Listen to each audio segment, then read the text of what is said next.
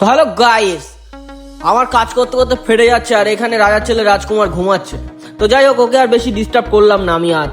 তারপরে টুক করে আমার সাইকেলটা নিয়ে বেরিয়ে পড়লাম দোকানের উদ্দেশ্যে। যাই হোক, শীতকালের বেলায় স্নান করলে সকালবেলা কেমন মুখ চোখ আটকিয়ে আটকিয়ে যায়। আমি আস্তে আস্তে মুখ চোখ বেঁকাতে বেঁকাতে সোজা চলে যাচ্ছিলাম দোকানের দিকে। দোকানের দিকে গিয়ে দেখি আমার পাশের দোকানটা পারফেক্ট খুলে গেছে, আমারটা এখনো খোলা হয়নি। তাই আর বেশি দেরি না করে টুক করে দোকানটা খুললাম।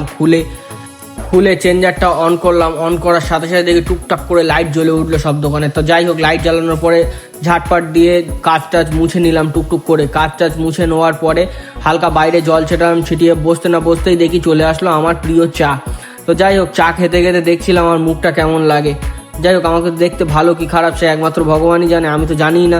তাই আর বেশি দেরি না করে চাটা খেতে লাগলাম টুকটুক করে।